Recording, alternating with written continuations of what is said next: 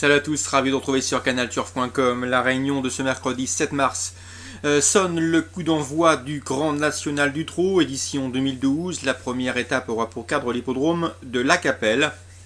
Un tracé, comme vous le savez, corde à gauche, avec une longue ligne droite. Voici mon pronostic pour cette première manche. J'ai placé en tête le 8, Soleil du Fossé. Le cheval reste sur un probant succès sur l'hippodrome d'Anguin, en cheval en retard de gain. Il est désormais sous la férule de Thierry Duval d'Estaing, qui sera d'ailleurs à son sulky ce mercredi. Un cheval qui, par le passé, a été jugé digne de participer au Grand Prix de l'UET. Il semble avoir retrouvé une bonne partie de ses meilleures sensations. Et à mon avis, dans cette épreuve bien engagée au premier échelon, il va falloir compter très sérieusement avec lui, car le cheval n'a sans doute pas les gains en rapport avec son potentiel, le 8 Soleil du Fossé. Je lui poserai le numéro 10 Snob de Corday, qui a réalisé un bon meeting d'hiver à Vincennes, épinglant plusieurs succès. Un cheval qui possède une longue accélération finale pour conclure. Dès lors, il va se plaire sur les l'hippodrome de La Capelle. Confié à son fidèle Pierre Vercuis, lui aussi ne devrait pas être loin de la vérité. Je le reposerai le numéro 5, Topaz de Gournay, qui, vu ses gains, affrontait de bons lots dernièrement à Vincennes. Elle n'a pas démérité, prenant régulièrement des places, 6e, 4e, dans des lots de bonne facture, face aux meilleurs 50 de sa promotion. Cette Topaz de Gournay va retrouver la province avec des ambitions ici. Attention à elle, car elle sait aussi finir vite, et si l'allure est sélective, elle peut en surprendre plus d'un, et ce à une belle cote. Le numéro 2, Turbojet, il est passé un petit peu à côté de son meeting d'hiver. Il vaut beaucoup mieux que ne l'indiquent ses derniers classements. Parfois malheureux, souvent gêné, ou d'autres fois fautif. Il semble également en mesure de refaire parler de lui dans cette compétition, car ses adversaires sont à sa portée. Il mieux vaut donc le racheter. Le 3, Riskaya, que l'on connaît bien dans les tournois de ce genre. Elle a bien fait notamment face à ses contemporaines, et si elle doit affronter les mâles. Mais elle sera déférée des 4 pieds et elle reste sur un succès. Dès lors, faire sans elle serait prendre un risque. D'autant qu'elle sera pilotée par Eric Raffin et qu'elle vient de marcher moins de 13 à Paris. Ensuite, le numéro 6, Régate Méloise.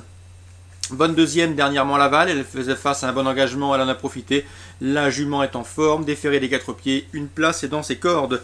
Le 12, Sabat du Vivier, qui a remporté cette première étape du GMT l'an dernier, c'était sur l'hippodrome de Reims, mais cette fois-ci elle doit rendre 25 mètres, contrairement à la saison passée. À mon avis, cela se complique pour la victoire, mais pour les places, elle n'est loin d'être hors d'affaire. Et je rajouterai une autre jument, le numéro 13, Kimja, confiée au bon soin de Mathieu Abrivard. Elle sera déférée des 4 pieds. Elle sait finir vite, donc à La Capelle c'est un avantage non négligeable. Donc attention à elle, pas pour la victoire, car à mon avis elle semble barrée par les plus jeunes, mais pour une 4e, 5e place en cas de certaines défaillances, pourquoi pas. Résumé chiffré, 8, 10, 5, 2, 3, 6, 12 et 13, je répète, 8, 10, 5, 2, 3, 6, 12 et 13. Toujours à La Capelle, en ce mercredi, sachez que dans la 3e, Michael Barré est assez confiant que le 303 Smolfenio, un cheval qui est passé à côté de son hiver. Il vaut mieux que ne l'indique son compte en banque de 80 000 €. Il devrait d'ailleurs partir avec ceux du deuxième, ceux qui ont déjà 150 000 € de gains. Cela dit, il ne s'est pas plu à Grosbois. Le cheval a souvent fait des contre-performances. Il mieux vaut donc le racheter, car c'est un cheval de qualité et Michael Barré effectue le déplacement avec des ambitions. Dans la suivante, la 4e, sachez que Daniel Delaroche est confiant avec le 406 Tanor d'Alemeda. Le cheval est en forme. Sachez également qu'il a réalisé un bon meeting, prenant des places dans des lots bien composés. Ici, le cheval fait face à un bon engagement et son entraîneur serait déçu de ne pas le voir en profiter. 406 Tédor d'Alemeda. Dans la suivante, le 5e, encore Daniel Delaroche, confiant que le 506 Ulna Rose. C'est vrai qu'elle vient de se montrer fautive à Anguin, mais ce jour-là, elle pouvait encore prétendre à une 4e place si elle n'avait que des soucis d'allure. C'est une pouliche d'après lui qui est assez brave, il ne faut pas la juger donc sur ses dernières disqualifications. Ici, elle semble en mesure de se racheter. Il aura sans doute une belle cote sur ses chances.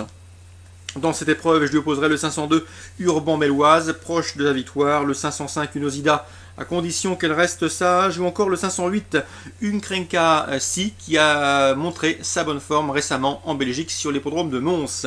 Donc à La Capelle, en ce mercredi 7 mars, on va cibler sur la 3e, pour une belle surprise du 303. Le 406, c'est un bon rapport qui était pris à mon avis, Ténor d'Alemeda. Dans la 5e, le 506, pour la confiance affichée par Daniel Delaroche, on lui oppose le 2, le 5 et le 8. Très bon jeu à tous, bon mercredi et à demain.